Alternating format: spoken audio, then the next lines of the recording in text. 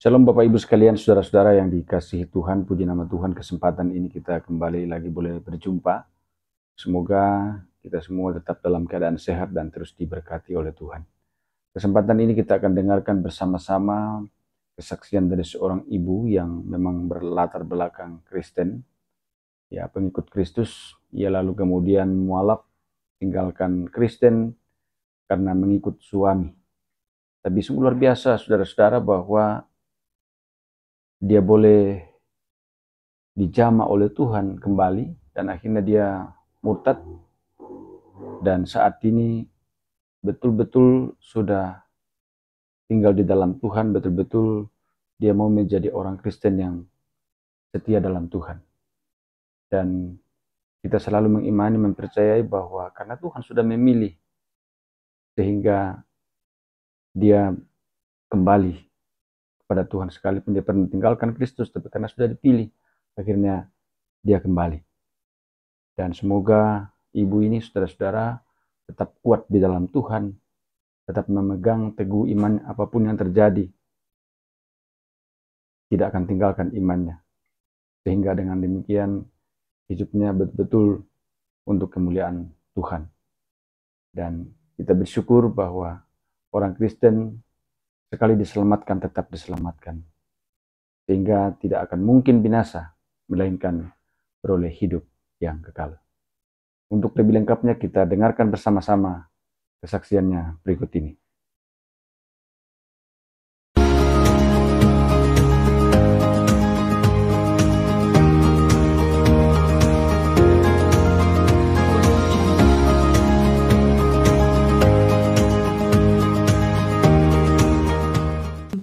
Saya sangat bersyukur ya, karena kebaikan Tuhan, Tuhan mengizinkan saya bisa bersaksi kembali, dan saya tahu ini bukan untuk kebanggaan diri, tetapi semua untuk kemuliaan Tuhan. Saya akan memperkenalkan diri saya, nama saya Baby Mercy, umur saya 29 tahun. Sekarang saya seorang pekerja swasta ya, saya bekerja di Hotel Swiss Bell Inn Crystal Kupang. Saya tinggal di kota Kupang, anak saya 1, dan aktivitas saya adalah bekerja setiap hari. Saya punya bisnis kecil-kecilan juga, bisnis catering, makanan semenjak pandemi ya. Tuhan percayakan beberapa hal kepada saya. Lalu pelayanan di gereja juga ada, puji Tuhan. Saya bergabung di salah satu gereja, namanya Gereja Amazing Grace, gereja karismatik yang gembala saya bernama Bapak Pendeta Mel Atok. Saya melayani di situ dan kehidupan saya sehari-hari hanya bekerja, mengurus anak sebagai seorang orang tua tunggal dan beribadah seperti itu. Baik, untuk tidak memperpanjang waktu, saya akan memulai kesaksian ini dengan kasih Kristus. Saya mengucap syukur bahwa Tuhan mengizinkan saya sampai hari ini dengan bisa berdiri teguh. Luar biasa kekuatan Tuhan yang Tuhan kasih buat saya. Seperti yang tadi udah diinfokan sama Pak Frankie bahwa benar, saya sebelumnya adalah seorang Kristen, lalu saya menikah Muslim dan saya masuk Muslim. Lalu pernikahan saya itu sekitar 3 tahun, anak saya pun lahirnya Muslim, dan itu yang terjadi ya. Jadi 10 tahun yang lalu, di umur saya masih 19 tahun, ini buat teman, sahabat Miracle yang mungkin masih muda, remaja, sangat berhati-hati sekali dalam mencari pasangan ya. Kebetulan saya juga lahir dari keluarga yang broken home, jadi saya tinggal dengan nenek saya, saya dibesarkan oleh oma saya, dan kehidupan saya terlalu bebas, pergaulan saya terlalu bebas. Lalu saya di masa-masa remaja, di umur 19 tahun saya menikah. Saya bertemu dengan mantan suami saya sekitar umur 17 tahun setelah saya selesai sekolah SMA. Lalu saya memutuskan untuk bekerja di salah satu toko buku Gramedia di Kota Kupang waktu itu. Ketemu dengan beliau, mantan suami saya yang seorang Muslim. Dia salah satu orang Muslim waktu itu yang taat ya, dengan ajarannya, karena kita berdua masih sangat muda, terpaut cuma 4 tahun, di umur saya 17 tahun bertemu dengan beliau, kita menjalani hubungan yang benar-benar jatuh terlalu dalam. Ini anak saya lagi nonton ya, jadi saya nggak ada yang saya tutup-tutupin. Kehidupan kita sangat bebas, kehidupan di mana yang jauh sekali dari Tuhan. Saya bukan seorang anak remaja yang komunitasnya di gereja atau di persekutuan doa seperti itu, tidak. Kebetulan saya menghabiskan waktu saya hanya untuk hangout, jalan-jalan, lalu bekerja, dan bekerja pun hanya untuk cari uang jajan karena saya masih tinggal sama keluarga waktu itu ya, sama nenek saya yang mengurus saya dan orang tua saya juga. Singkat cerita, di umur 19 tahun saya menemukan diri saya hamil di luar nikah. Lalu saya tahu konsekuensinya ketika saya hamil, berarti karena kita orang timur, kita orang daerah, jadi supaya tidak malu saya harus menikah gitu. Jadi waktu itu saya dan mantan suami memutuskan kita untuk menikah dan saya masuk Islam, ya, saya masuk Islam, dan dalam perjalanan itu membuat saya lebih kepada berserah dalam keadaan Tuhan itu di mana gitu. Oke, ini karena kesalahan saya gitu. Karena kehidupan saya yang terlalu bebas, karena saya yang tidak dekat sama Tuhan, akhirnya saya harus menemukan diri saya hamil di luar pernikahan, lalu saya menikah dengan mantan suami saya menyebut 2 kalimat syahadat. Saya ingat banget waktu itu saya menikah. Sebelum menikah itu kita ada prosesi, saya harus masuk Islam dulu. Saya diislamkan 2 kali. Pertama di rumah mantan suami saya pada waktu itu diam-diam dari keluarga saya. Mama saya pada waktu itu shock, keluarga saya shock. Tapi saya juga mikir waktu itu, aduh ini udah ada anak di dalam diri saya gitu dan saya harus menikah gitu kan. Tapi ini bakalan masuk Islam gitu. Dan ketika itu katanya nggak sah gitu karena ketika saya masuk, saya menyebut 2 kalimat syahadat di rumah mantan suami saya waktu itu katanya nggak sah karena saksinya nggak banyak gitu. Jadi ketika mantan suami saya datang ke rumah orang tua saya, ke keluarga saya, keluarga besar saya untuk mau menikahi saya ikut untuk diislamkan yang kedua kali. Kalau di sini di Kota Kupang itu masjidnya salah satu masjid besar juga ya, namanya Masjid Nurul Iman kalau saya nggak salah penyebutannya ya. Di situ ada banyak saksi, benar ada juga beberapa orang-orang di situ keluarga dari mantan suami, dan benar-benar saya masuk Islam. Pada waktu itu hati saya bergejolak. Singkat cerita kita menikah, lalu saya hari pertama setelah saya menikah saya tuh berpikir, waduh saya udah jadi agama Islam ya, saya udah jadi seorang muslim gitu. Ada satu doa yang ini kalau saya bawa lagi kembali ke kehidupan saya yang kemarin, saya tuh nggak pernah lupa doa saya itu. Saya bilang sama Tuhan, Tuhan, saya tidak tahu Engkau Tuhan yang mana, tapi kalau seandainya sekarang Engkau benar-benar Tuhan yang diyakini oleh orang Islam, maka kehidupan rumah tangga saya itu akan baik-baik aja, hati saya akan damai sejahtera dan nggak seperti di neraka lah kayak gitu. Karena kita waktu itu pernikahan masih muda banget. Saya juga sedang mengandung anak saya, jadi saya berusaha menjalani kehidupan saya dengan normal gitu sebagai seorang istri, sebagai seorang ibu. Lalu saya melahirkan beberapa bulan kemudian. Saya masih ingat saya menikah di tahun 2012. Lalu saya melahirkan anak saya di bulan Juni tanggal 29. Itu dia diberi nama Muhammad Prince Sheikh Rabi Sakah, itu nama Islamnya, diberi nama oleh papanya. Waktu itu saya sempat marah gitu karena nama ini tidak sesuai dengan kemauan saya pada waktu itu. Tetapi setiap hari dalam rumah tangga itu kita selalu bertengkar gitu. Kita selalu tidak ada kedamaian gitu. Entah karena dari saya atau karena kita berduanya pada waktu itu masih sama-sama muda gitu. Tetapi dan anak saya itu yang jadi korban, kadang dia jatuh sakit karena mungkin terlalu sering saya dan mantan suami saya bertengkar dan lain sebagainya. Sampai satu waktu saya tuh berpikir, kenapa rumah tangga saya ini kok penuh dengan pertengkaran gitu. Bahkan kita bertengkarnya tuh bukan bertengkar yang ringan ya, kita sampai karena mungkin masih muda, jadi kita yang KDRT-nya ada, yang parah-parah gitulah gitu. Sampai orang tua harus datang ke rumah kami dan lain sebagainya untuk mendamaikan kami. Ada satu waktu ketika saya bertengkar sama mantan suami saya, itu saya belum melahirkan, saya masih ingat. Anehnya, saya bukan seorang anak muda yang cinta Tuhan banget pada waktu itu. Tapi disinilah letak kasih Tuhan sama kita orang berdosa. Saya merasa bahwa saya udah dikasihi Tuhan ketika saya masih berdosa. Waktu itu saya pulang ke rumah mama saya pada waktu itu, lalu saya lihat Alkitab saya tuh kayak saya nangis kan, saya kayak rindu gitu. Walaupun saya bukan remaja yang takut Tuhan, tapi setidaknya saya sering gereja dong, walaupun cuma gaya-gayaan aja waktu itu sebelum menikah. Tapi saya lihat itu, saya tuh baca gitu, saya baca Alkitab saya tuh kayak karena nggak pernah dibaca.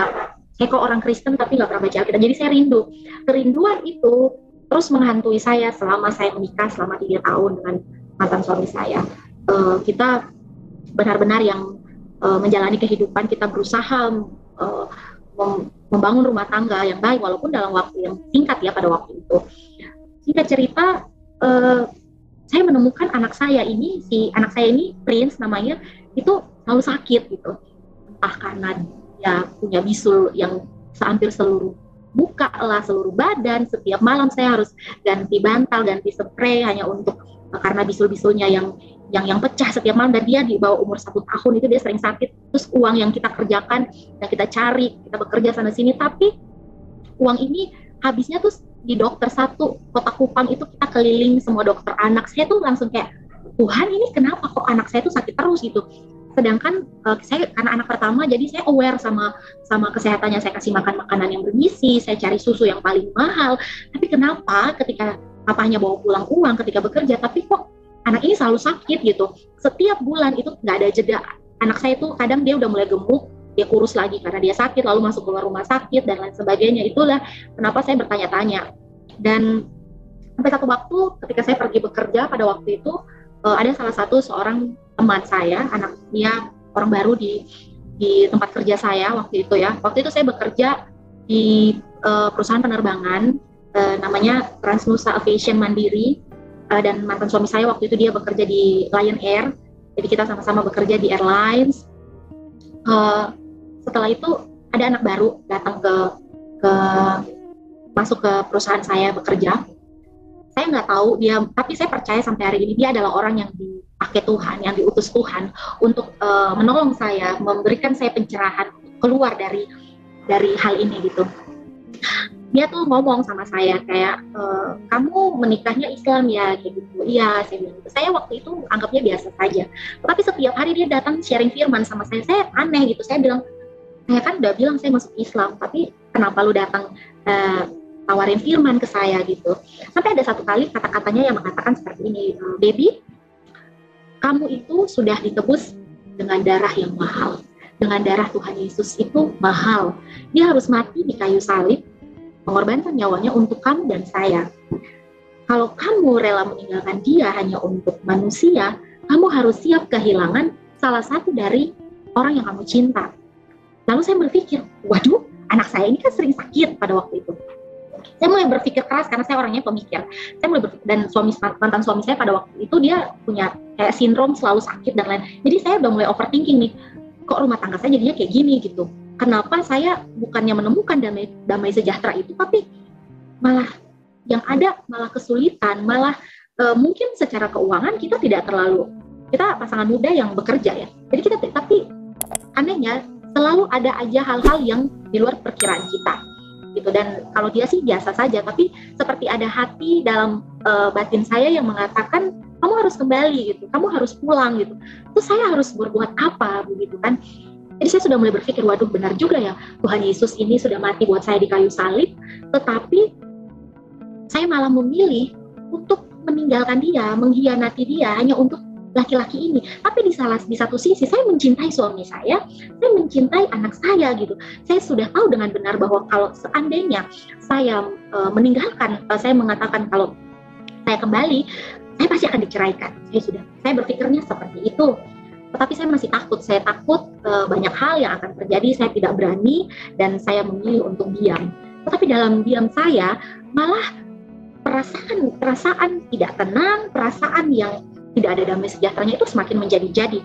Setiap pagi kalau saya bangun, lalu saya kayak misalnya bersih-bersih rumah atau cuci piring. Jadi kayak di samping rumah mantan suami saya itu ada sebuah gereja karismatik kecil. Jadi setiap hari Minggu kalau saya mulai nyuci-nyuci piring di dapur ya, dapur kita itu waktu itu saya ingat banget, kaca jendela langsung sedikit aja lah, hanya berapa meter aja langsung gereja gitu, karena masih satu kawasan ya. Nyanyian-nyanyian itu, pujian-pujian yang dilantunkan dari gereja itu tuh bikin hati saya tuh kayak saya pengen di sana gitu, saya pengen pulang gitu. Saya kayak hati saya kayak ada yang ngorek-ngorek gitu, sehingga saya masih tanya lagi sama Tuhan dalam sholat, ini engkau bagaimana gitu? Kalau saya mati itu kemana gitu?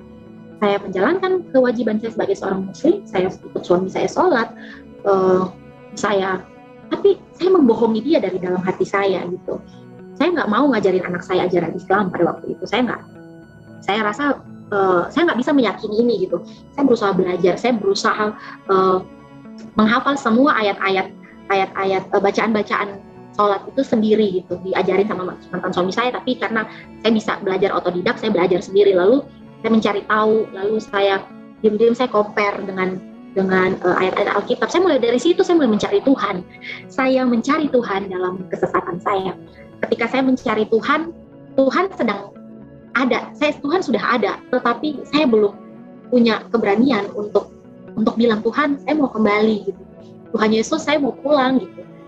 Karena saya juga sadar waktu itu bahwa saya cuma remaja yang berdosa. Saya jarang gereja, saya gereja pun motivasinya palingan gaya-gayaan aja sama teman-teman saya karena kita masih remaja dan lain sebagainya. Tapi kayak Tuhan tuh manggil saya balik, kayak Tuhan mau bilang, ayo kamu di sini gitu. Di situ saya teringat-ingat terus sampai satu kali di hampir tahun ketiga kita menikah. Saya bangun dari tidur saya karena saya dapatkan sebuah mimpi. Dan menurut saya bukan orang yang terlalu percaya dengan penglihatan dan lain-lain. Saya lebih percaya doktrinal dari Alkitab ya. Tetapi ini yang terjadi dan saya mau share bahwa saya percaya ini adalah dari Tuhan, mimpi gitu. Ketika saya tidur, saya bangun, saya mimpi saya mati. Saya bangun, roh saya tuh keluar dari tubuh saya. Lalu saya tuh ngelihat tubuh saya tuh dipocongin, tapi kepala saya tuh enggak. Jadi tubuh saya tuh dikafanin ya, dikafanin, tapi tubuh saya itu ada di dalam peti gitu. Kita bisa tahu kan kalau orang Kristen itu meninggalnya yang kita masukin dalam peti gitu dan lain sebagainya. Lalu orang Muslim mungkin pakai kafan dan lain sebagainya. Saya tuh bermimpi dan saya kayak ngerasa, apa ini arti mimpinya Tuhan? Apa yang Tuhan mau kasih tahu ke saya? Saya juga nggak nanya sama siapapun, saya nggak cari orang yang bisa berdoa atau hamba Tuhan, saya nggak ngerti sampai situ karena totally saya cuman anak Kristen yang lahir Kristen aja, yang lahir dari keluarga Kristen aja, belum ngerti. Tapi disitulah saya melihat kasih Tuhan bahwa Tuhan sendiri yang nyari saya, Tuhan sendiri yang milih saya walaupun saya berdosa gitu. Di situ saya sangat mengerti bahwa ini kayaknya salah satu cara Tuhan, mulai dari ada orang yang dia kirim ke perusahaan saya, lalu menginjili saya setiap hari, dan itu sangat powerful ya.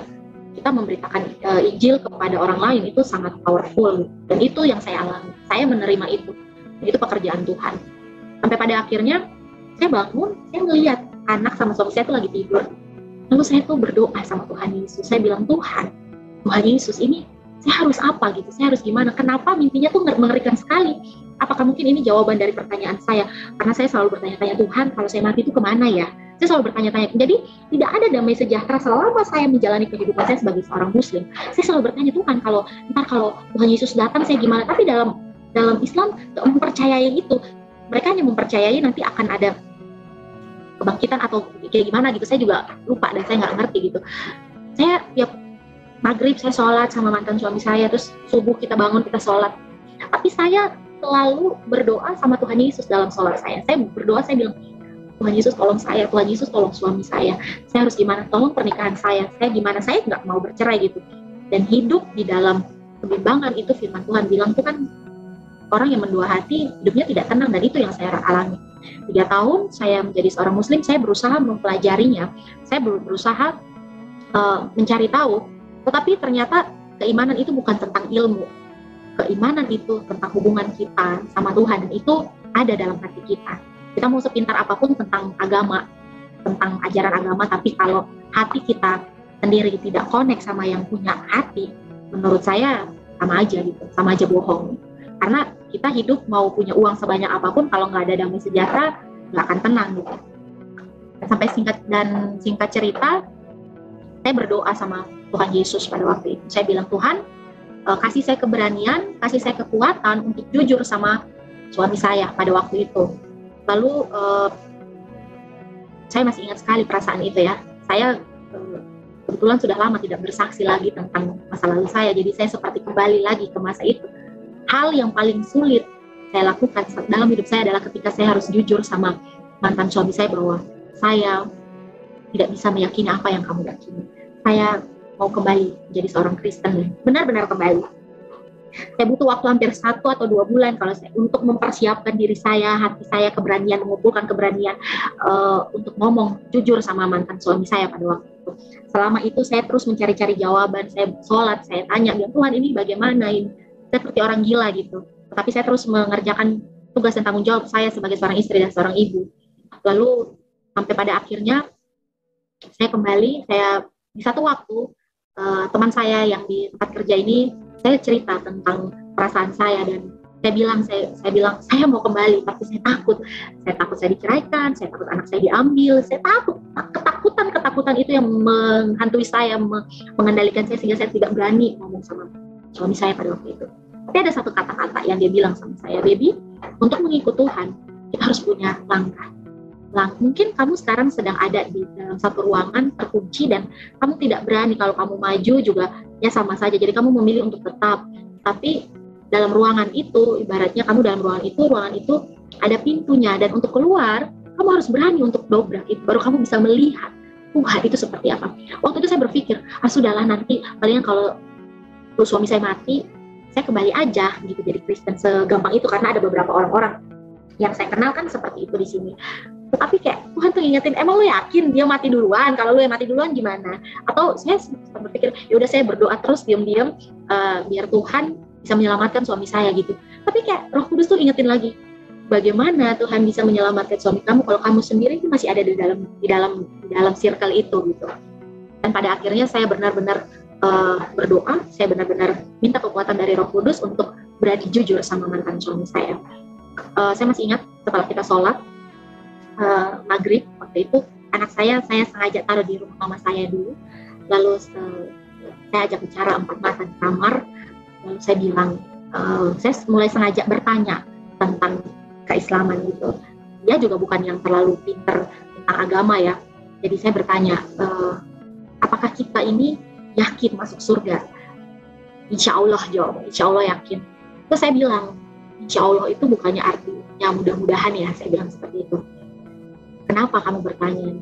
Saya langsung merasa bahwa satu firman Tuhan yang datang sama saya, karena saya juga bayangin aja, saya itu tidak pernah, jarang ya baca Alkitab, tapi firman Tuhan yang datang sama saya itu bilang begini, Yohanes 14 ayat 6, kalau saya nggak salah, minta maaf ya, tidak ada seorang pun yang bisa datang kepada Bapa kalau tidak melalui aku. Akulah jalan dan kebenaran dan hidup. Saya bilang sama mantan suami saya, dalam Alkitab, ya benar ini. Kalau saya tidak salah, puji Tuhan, terima kasih Tuhan, saya tidak malu kan. Ini adalah ayat yang Tuhan taruh di pikiran saya, di hati saya, untuk saya berani bilang sama suami saya pada waktu itu. Saya bilang, saya panggil dia Kak, waktu itu, Kak, dalam Alkitab itu Nabi Isa itu bilang bahwa dia adalah jalan, dia adalah kebenaran, dia adalah hidup. Kita tidak bisa masuk surga kalau tidak percaya kepada Nabi Isa. Dan bukankah selama ini kalau kita sholat, itu kita malah meminta mencari jalan yang lurus? Dan coba kamu baca Al-Quran, ada beberapa ayat di situ yang mengatakan bahwa Nabi Isa Al-Masih itu adalah jalan yang lurus, dia adalah hakim yang adil yang akan datang di saat hari penghakiman. Lalu disitulah mulai pertengkaran. Kenapa kamu seperti ini, kamu dan lain. Tapi ada satu kekuatan besar yang datang sama saya, ada satu keberanian untuk melawan itu, seperti merasa bahwa ini yang benar gitu, kamu harus dengar ini. Walaupun mungkin waktu itu caranya salah ya, tetapi saya yakin bahwa Roh Kudus yang menuntun saya, menolong saya untuk berani speak up pada waktu itu. Jadi waktu itu saya mengatakan bahwa kita tidak mungkin masuk ke dalam surga hanya karena kita memberi, kita bersedekah, kita berbuat baik. Lalu bagaimana setelah kita berbuat baik, kita jatuh lagi dalam dosa dan kita mati? Siapa yang menyelamatkan kita? Di situ tidak ada jawaban. Lalu kita mulai bertengkar.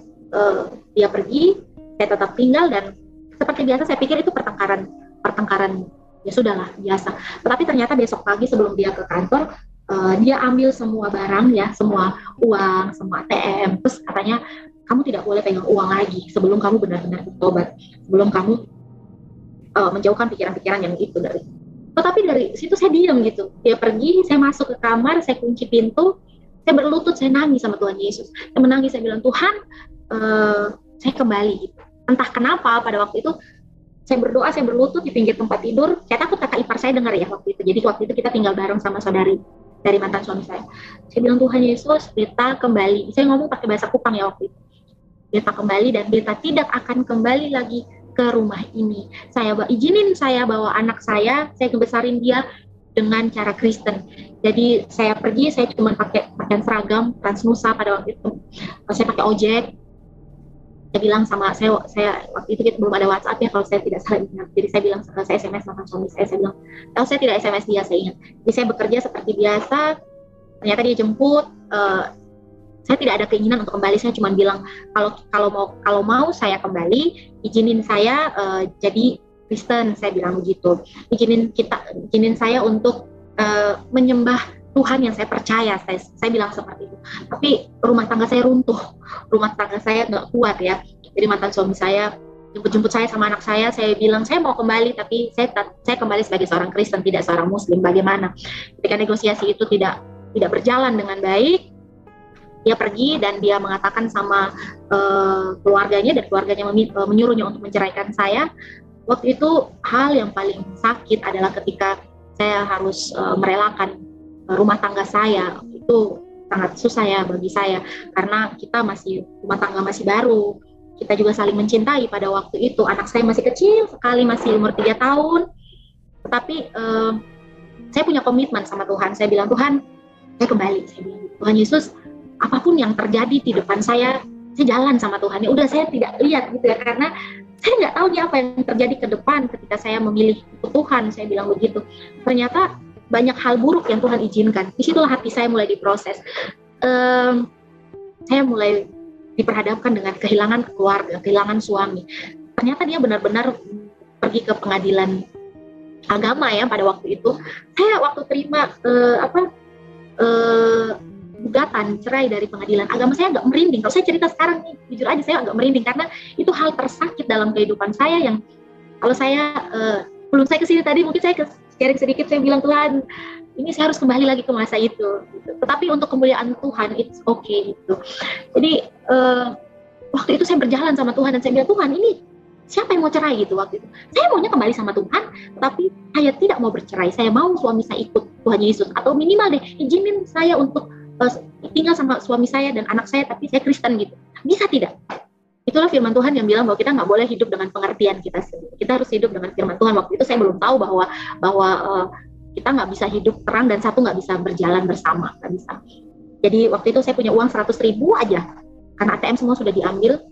Selama ini saya nggak pernah punya Alkitab sama saya hidup sebagai orang Kristen ya, setelah saya masuk Islam. Waktu itu uang 100.000 itu saya pakai, saya bilang, Tuhan, saya mau beli Alkitab. Saya ke toko buku Gramedia, saya beli 1 Alkitab, dan Alkitab itu yang saya pakai sampai hari ini. Pakai saya baca. Itu saya mulai membaca dalam kesakitan saya sebagai seorang istri dan seorang ibu. Saya mulai baca dari Kejadian, Keluaran sampai Wahyu, mulai mengenal Tuhan. Tetapi step by stepnya, ya ampun, itu benar-benar saya merasakan kesakitan yang saya nggak tahu hati saya benar-benar sakit pada waktu itu. Tetapi ada satu hal yang Tuhan tanam di hati saya. Ini adalah harga yang harus kamu bayar. Ketika saya baca gugatan itu, saya berlutut di hadapan Tuhan, saya bawa, saya pegang. Waktu itu saya langsung bangun HPDT sama Tuhan, hubungan pribadi dengan Tuhan. Tiap 4 jam saya berdoa. Kehidupan saya cuma berdoa aja waktu itu. Saya seperti takut sesuatu, tetapi damai sejahtera itu mulai ada gitu. Walaupun hati saya sakit sekali, saya ngelihat anak saya gitu, saya harus kembali ke rumah orang tua saya kayak begitu. Dan kehidupan yang menurut pandangan saya, pandangan dunia buruk itu yang saya lewati. Perceraian, saya harus menghadapi. Saya kalau sampai sekarang lewat dari pengadilan agama itu, saya agak sedikit, bukan trauma ya, tapi seperti ngorek-ngorek hati saya karena benar-benar sakit. Kita bercerai karena sesuatu yang tidak kelihatan itu lebih sakit menurut saya ya, daripada ya mungkin kalau saya tahu dia selingkuh atau apa, itu mungkin masih ya sudahlah. Tapi ini sesuatu yang make sense, yang nggak make sense gitu, terus lo harus diceraikan sama suami gitu. Itu sesuatu yang menurut pandangan saya, dan menurut saya itu sesuatu yang agak menyakitkan. Jadi waktu itu saya bilang, ini apa gitu. Terus salah satu poin dalam gugatan itu bahwa anak itu harus jadi bagiannya dia gitu, karena ibunya murtad. Satu hal yang Tuhan buat waktu itu, saya bilang sama Tuhan Yesus, saya bilang, Tuhan, kalau boleh suami saya sama anak saya ikut Tuhan. Ternyata Tuhan tuh cuma jawab satu gitu. Jadi setahu saya ya waktu itu gugatan untuk anak itu kuatnya di dia gitu. Tapi saya tuh bilang sama Tuhan, saya maunya anak saya sama saya gitu. Tapi saya nggak punya pengacara, saya nggak punya duit, ini itu, saya nggak ngerti ini ke pengadilan kayak apa caranya gitu. Saya nggak punya networking, nggak ada koneksi dan lain sebagainya. Di situ saya yang kayak, saya datang sama Tuhan. Mungkin saya nggak punya pengacara, tapi saya punya Tuhan yang bisa bela saya di sidang nanti. Karena saya di situ ada pasalnya kalau saya nggak salah. Kalau ada pasalnya berarti ada undang-undangnya ya kalau nggak salah ya. Ibu yang murtad itu nggak berhak dapat hak asuh anak gitu. Ketika itu saya masih ingat, saya baca Alkitabnya udah mau sampai kitab Samuel. Roh Kudus seperti ingetin saya, coba kamu baca kitab Samuel, baby, seperti itu. Saya baca, waktu saya baca kisah tentang Hana, itu ada sesuatu yang menggerakkan saya gitu. Jadi Hana itu karena dia nggak bisa punya anak, dia datang ke Imam Eli dan dia berdoa seperti orang gila, tapi dia punya nasar sama Tuhan. Dia bilang bahwa ini kalau saya punya anak gitu, saya nggak disiksa lagi sama mungkin suaminya, sama madunya gitu. Saya akan ngasih anak saya untuk Tuhan. Pada waktu itu anak saya mau 3 tahun, saya agak takut bawa dia ke gereja, saya agak takut bawa dia untuk acara-acara. Saya udah mulai ke gereja waktu itu ya. Tapi saya takut bawa anak saya gitu. Jadi saya sembunyi anak saya takut diambil sama mantan suami saya. Jadi saya sembunyi dia gitu.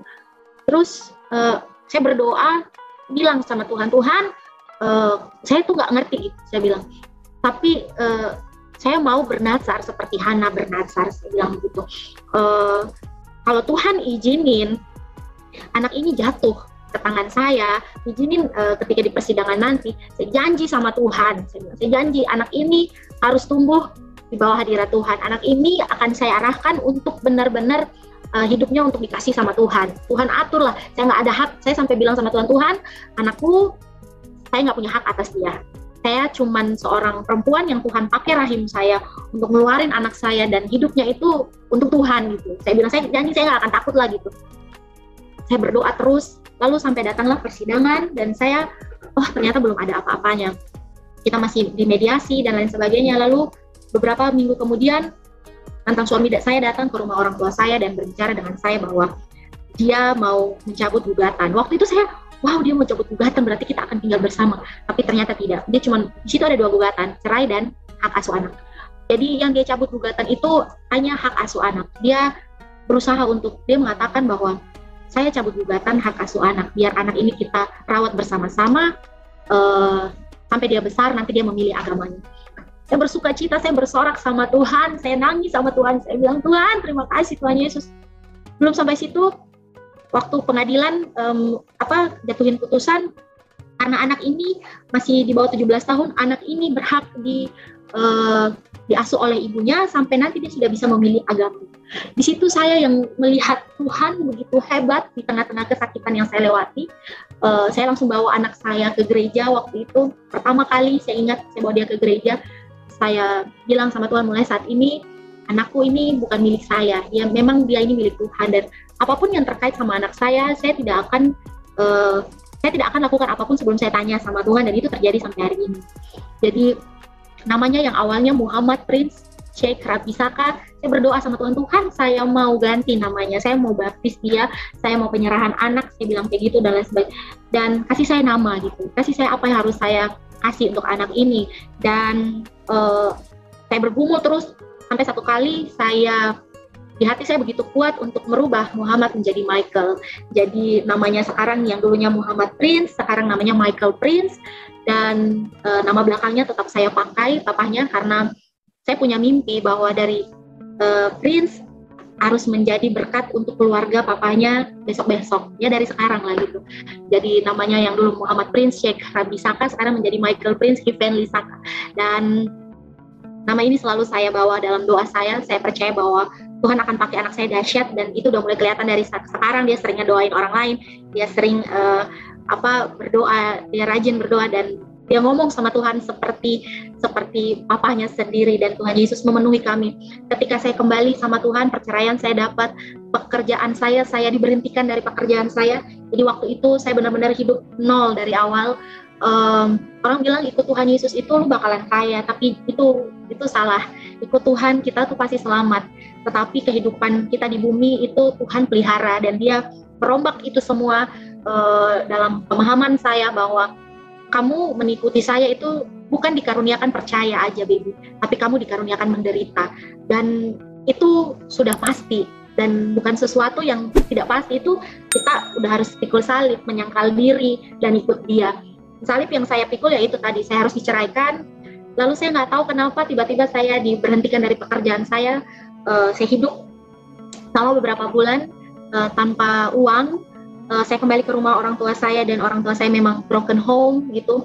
Kita pernah hidup di titik dimana untuk beli beras aja kita nggak mampu.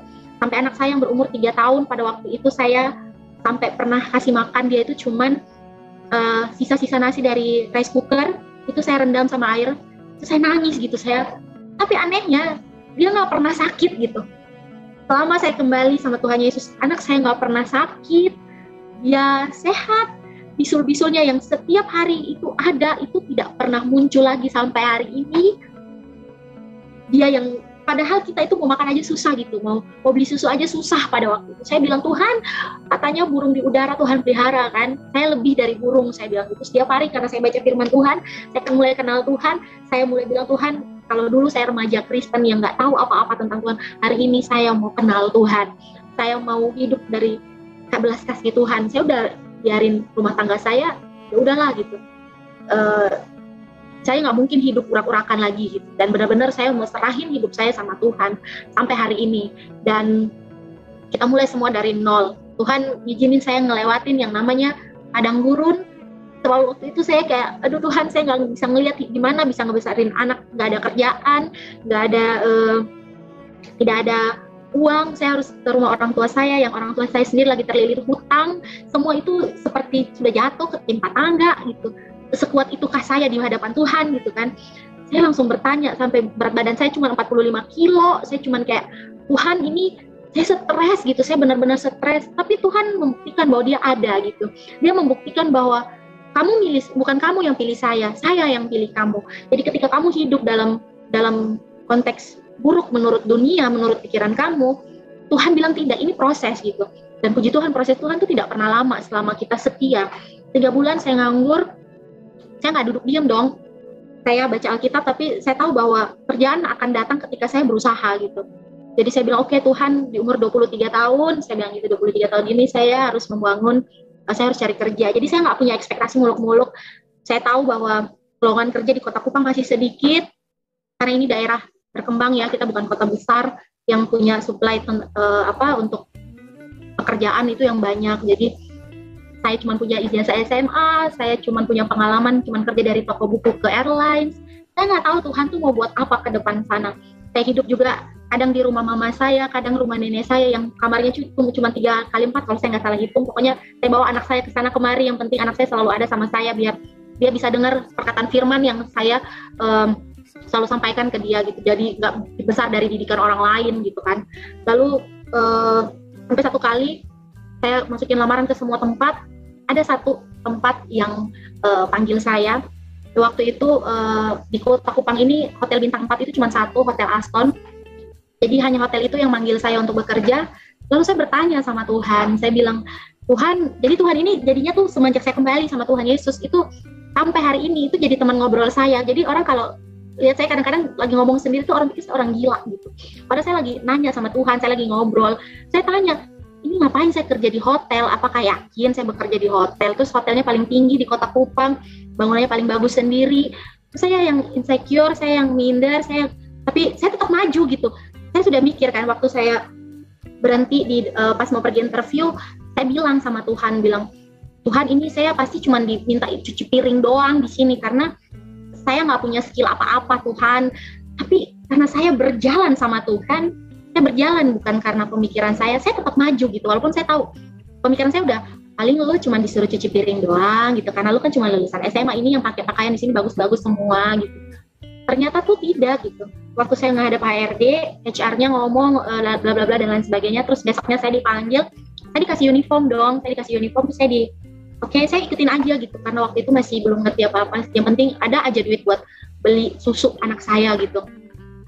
Terus saya dibawa ke sebuah ruangannya itu bagus banget. Terus dia bilang gini, HR-nya, Bu, mulai sekarang Ibu kerjanya di ruangan ini meja Ibu, ini komputer Ibu ya. Terus saya bilang, ini Ibu yakin saya bukan disuruh cuci piring? Enggak Bu, kita butuh Ibu untuk kerjaan ini gitu. Tapi saya kan nggak punya skill, saya orang nggak pernah kerja di hotel sebelumnya dan lain sebagainya. Nggak apa-apa Bu, nanti belajar gitu. Saya boleh pinjam toilet nggak? Saya bilang, oke, ini toiletnya di sini.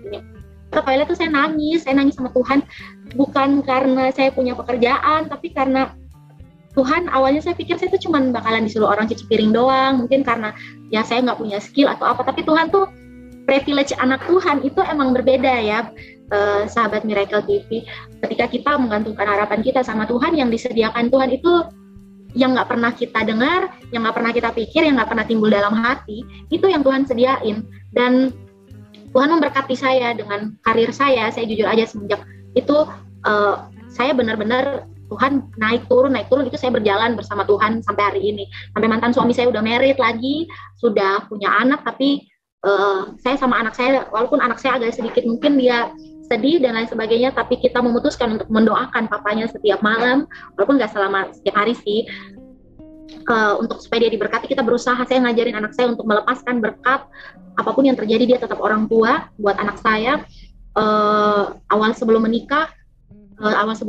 mantan suami saya menikah, anak saya selalu kamu mau ambil boleh, tapi ternyata anak saya diajarin agama Islam diam-diam gitu, padahal kita punya kesepakatan bahwa kamu tidak boleh begitu. Anak ini sudah di bawah asuhan saya, jadi anak ini harus benar-benar kamu menghargainya gitu. Dan ternyata enggak, anak saya diajarin ajaran Islam. Dan sorry, saya harus bilang saya marah pada waktu itu. Saya punya tanggung jawab di hadapan Tuhan, saya punya nasar di hadapan Tuhan, dan karena anak saya masih kecil, saya harus didik benar-benar.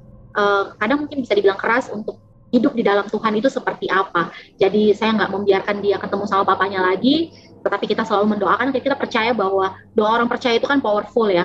Doa orang benar itu punya kuasa yang besar, dan segala sesuatu yang terjadi dalam hidup saya yang saya sharing malam hari ini kepada sahabat Miracle TV adalah hal-hal yang tidak saya tambahi, hal-hal yang tidak saya kurangi, tetapi hal-hal di mana yang Tuhan lakukan dalam hidup saya sampai hari ini, dan rancangan Tuhan itu belum selesai. Saya percaya kalau kita semua masih hidup hingga detik ini, berarti masih ada rancangan Tuhan yang belum selesai dalam kita. Dan dengan masuk Islamnya saya pada waktu itu membukakan mata saya bahwa kasih Yesus itu besar. Kasih Tuhan itu dia nggak mengasihi kita ketika kita udah hidup baik-baik, tetapi dia mengasihi kita ketika kita itu hidupnya masih kotor. Pendeta Yeri Pati Nasarani bilang begini, bahwa kita ini sampah, Tuhan itu pemulung agung, tapi dia ngambil kita untuk dia recycle untuk jadi sesuatu yang berharga. Dan di situ bikin saya ngerasa itu hidup saya gitu, itu hidup saya yang Tuhan pakai hari ini, yang Tuhan buat untuk kehidupan saya dan anak saya, untuk jadi berkat bagi banyak orang. Mungkin begitu banyak hal-hal sakit, menyakitkan yang saya lewati.